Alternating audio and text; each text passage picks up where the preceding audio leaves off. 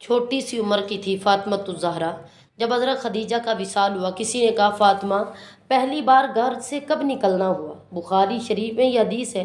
اللہ کے نبی بیت اللہ شریف کے سامنے سجدے میں تھے تو ابو جہل کو شرارت سوجی۔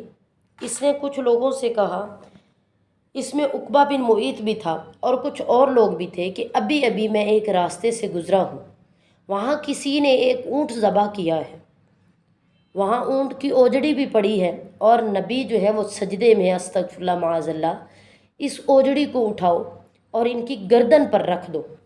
آج کسی کو نماز پڑھنی پڑ جائے، سجدہ کرنا پڑ جائے تو کتنا مشکل ہوگا، اور وہ دین کا بہت بڑا خدمت گزار بھی بن جائے گا۔ یہ دیکھو سجدے کتنی مشکل سے ہو رہے ہیں۔ حضور کے سر انور پر اوجڑی رکھ دی گئی۔ اس وقت نہ تو ابو طالب تھا اور نہ جناب خدیجہ ہے جو بندوبست کرتی۔ کسی نے حضرت خدیجہ کے دروازے کی طرف منہ کر کے کہا، محبوب کے گھر والوں، حضور کے سر انور پر اوجڑی رکھ دی ہے کسی نے، اور حضور سر انور اٹھاتے ہیں تو تکلیف محسوس کرتے ہیں۔ تو حضرت فاطمہ کہتی ہیں کہ پہلا دہاڑا تھا، یعنی پہلا دن تھا کہ میں منہ پہ کپڑا ڈال کر گھر سے اپنے بابا کے لیے نکلی تھی۔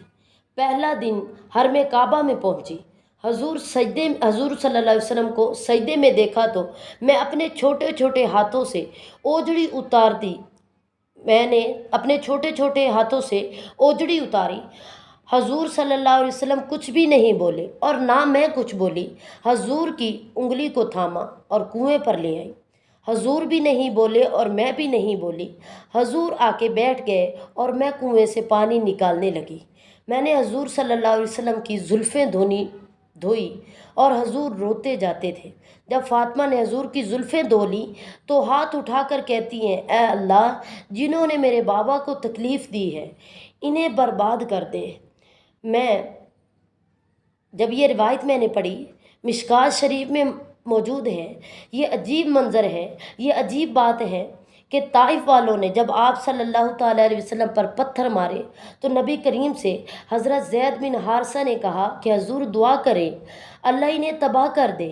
نبی کریم صلی اللہ تعالیٰ علیہ وسلم نے فرمایا، نہیں، میں بد دعا نہیں کروں گا، یہ ٹھیک نہیں ہوتے تو کوئی بات نہیں، ان کی آنے والی نسلیں ٹھیک ہو جائیں گی۔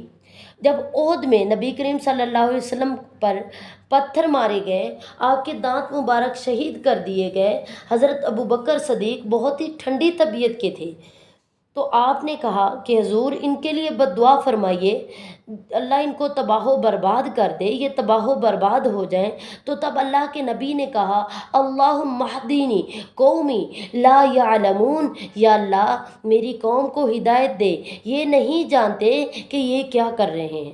حضور نے کبھی کسی کے لیے بد دعا نہیں کی، ہمیشہ آپ نے جو ہے دعا فرمائی۔ لیکن جب فاطمہ الزہرا نے دعا کی، یا اللہ جنہوں نے میرے بابا کو تکلیف دی ہے انہیں برباد کر دے، تب حضور صلی اللہ تعالیٰ علیہ وسلم نے بھی اپنے ہاتھ مبارک اٹھائے اور کہا کہ یا اللہ جیسے فاطمہ کہتی ہے الہی ان کو تباہ و برباد کر دے، تب اللہ کے نبی نے یہ نہ کہا کہ مولا انہیں جو ہے تباہ و برباد نہ کرو، لیکن کیا ہے، جیسے فاطمہ الزہرا نے دعا فرمائی تو نبی نے بھی ویسے ہی کہا کہ مولا انہیں تباہ و برباد کر دے۔